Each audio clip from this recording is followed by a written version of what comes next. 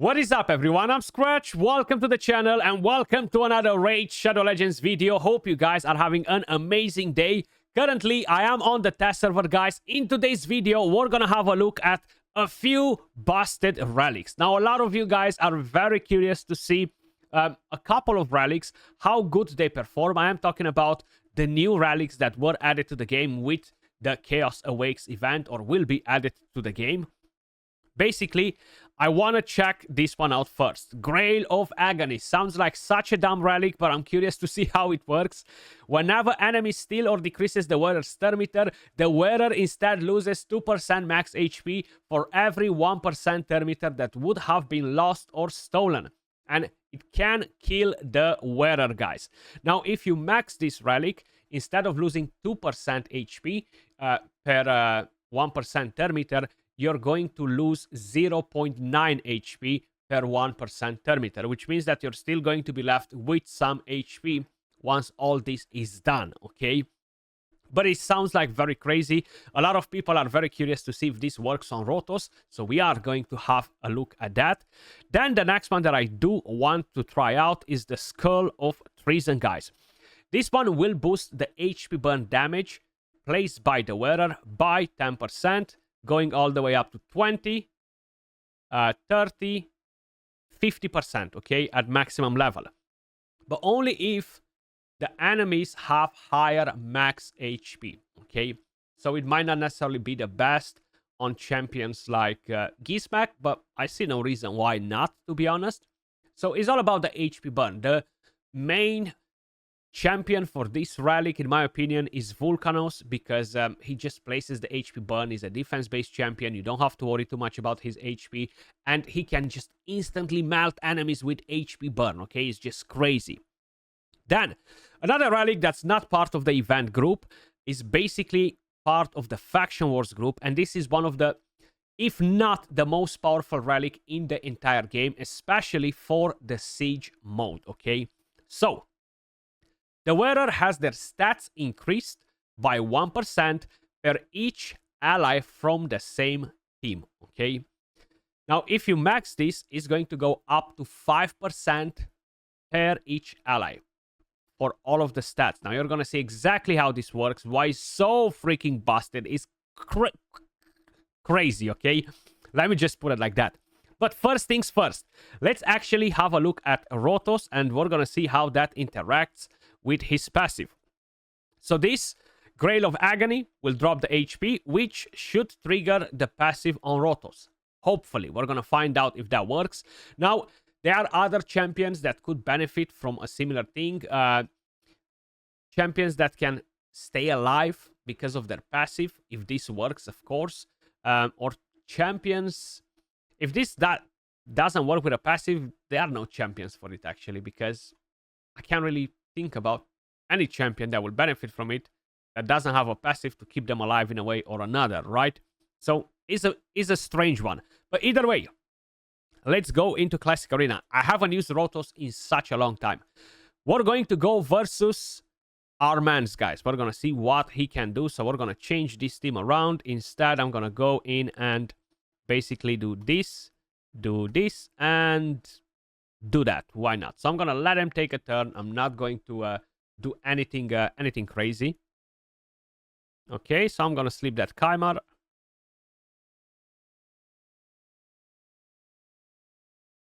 Okay, so unfortunately, as you guys probably noticed, is not triggering Rotos' passive, which means that most likely will not trigger any passives on any champions whatsoever, because if one passive doesn't work, I really do not imagine why other things will work.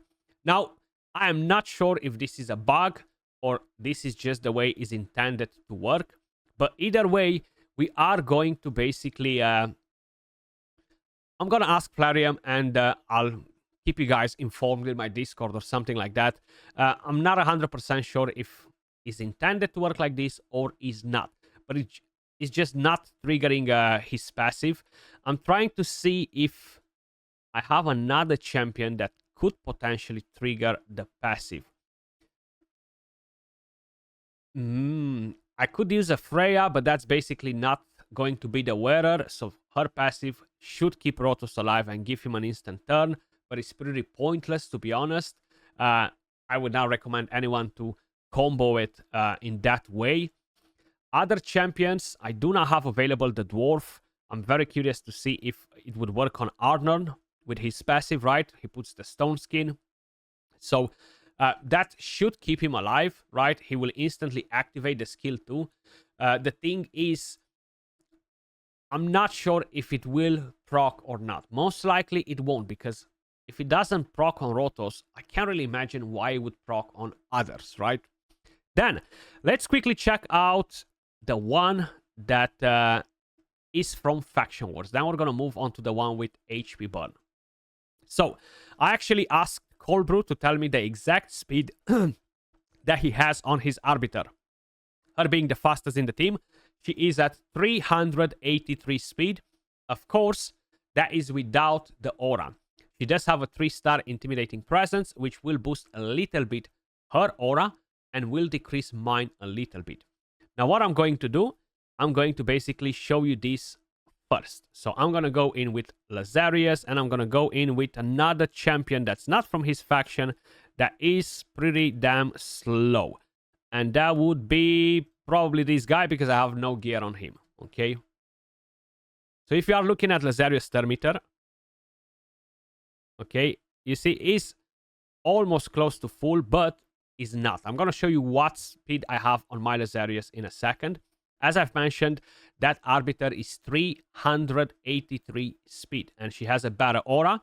So my Lazarius is actually missing the boots and the banner, and his total stats, 342 speed, okay? So basically we have 41 less speed than Arbiter, and that's without taking the aura in consideration. Now, if I'm going to go back and bring in one ally from his faction. So this is crazy for this team as well, okay? If you're running this team, the Lizard team, crazy, okay? Because you're going to be so damn freaking fast that is mental. It's not just that, but it's going to boost Lazarius' attack, it's going to boost Lazarius' crit damage, his HP, his defense by 15%, okay? So it's not boosting it for himself as well, like counting himself as a faction ally, okay? At least from what I've noticed.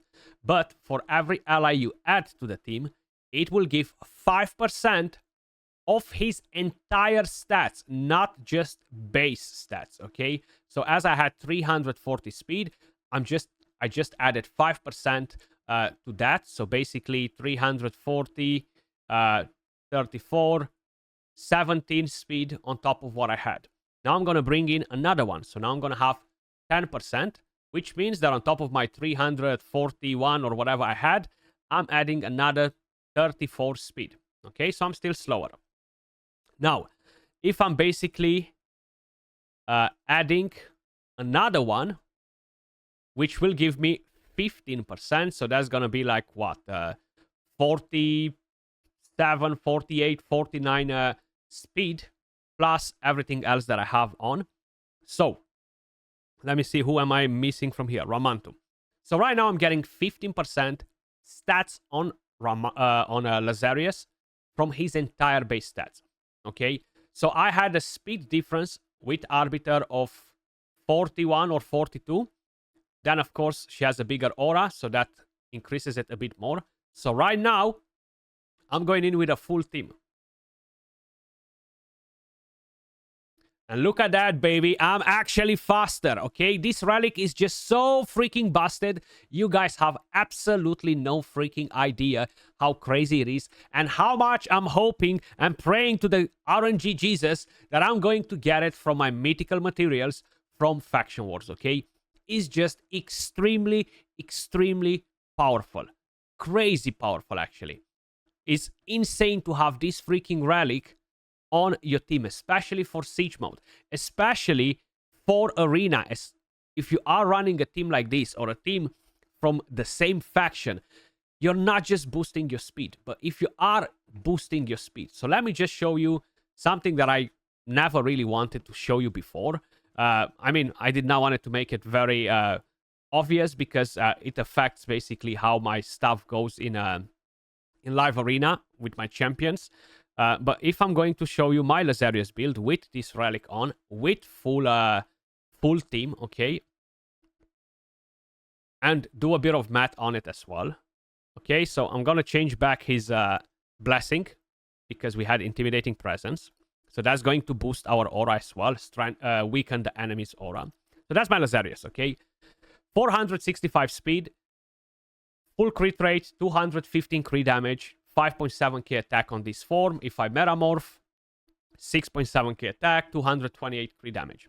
Now, the whole idea is that I could potentially build him with less crit rate now because I'm going to get 15% crit rate of what I will have available. So I could potentially drop 10% crit rate and increase the crit damage or get more attack or something else, right?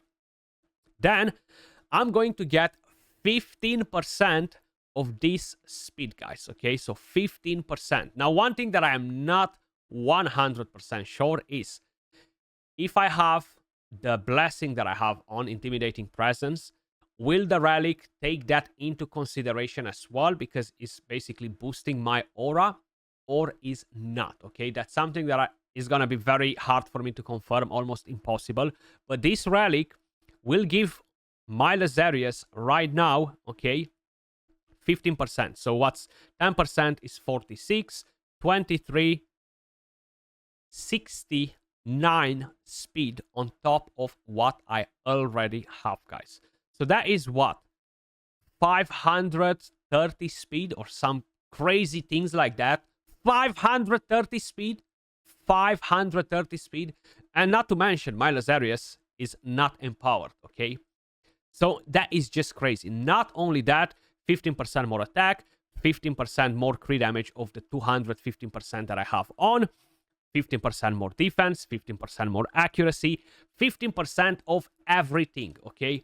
Which is just mind freaking blowing, okay? So this relic, as I've mentioned, is most likely the most powerful relic in the entire game. And it's not only good for Lazarius, it can be amazing for Siege mode, okay? You can run it basically on a Sylvan Watcher team. Or something like that. You're gonna run Arbais, you're gonna run a Nice, or maybe you're gonna run a freaking Nyresian Union, and you're only gonna have one ally from the same faction. It doesn't really matter. 5% of 400 speed or something like that is still very good. But then, of course, it's not as impactful because if by any chance you are fortunate enough to have a different mythical relic that is very, very powerful as well. Sorry, I went to the collection. If you have the Hallowed Hilt, that gives you 24 speed. And I do think is another one, which is this one, the Chrysalid of Rebirth, gives you 24 speed. So with one ally, is more or less the same. But with these ones, you're going to have the other effects on them as well, right? But this one, Torch of Thraldom, is just... It's time to try the next relic, guys, which is on Vulcanos. This will give more damage on HP burn. Unfortunately, I only have a 4-star Incinerate on him, which won't really do that much damage. Of course, a higher one would be much better. Like a 5-star would be absolutely perfect because will be 100% additional damage instead of 50% that we have right now. So if we're going to try to quickly do a couple of fights... let's see who should we go versus. This team right here seems like they will do a lot of buffs. So let's go filter faction. We just want to see demon spawns. I want to go with a full team of demons. Okay, so we're gonna go like this. Let's bring Carnage. Let's bring Vulcanos, and hell, why not? If we have another mythical champion, let's bring her in as well. Should we or we shouldn't? Let's go. We'll see if we change anything. I don't want to have too much damage from the others, right? So, look at that. Look at that HP burn. Come on. I'm just going to go A1 right here. Oh, damn. That was too much damage. Okay. One Siphi down. But, of course, we damaged her a little bit. I'm just going to go A1. And I just want to let them do their own thing. So, we're going to do this. Why are they not reviving the other Siphi? Isn't that a bit odd? Come on, Sifi, revive Duchess or Sifi. Okay, we're gonna have to kill you. Duchess is gonna revive you. Oh, we block revive on the other one because of the HP burn. I forgot about it. Okay, so one is down. Duchess got the unkillable, so we can revive. They had 3 champions to buff, and only one of them buffed, man. Like, we need somebody else to buff a bit more. We need somebody else to buff a bit more. To really see how impactful it is, right? They should all have more or less higher HP. So not that one. 1 buff, 2 buff, 1, 2, 3. Okay, maybe this one. Maybe this one. Let's see. They should have a lot of buffs in here.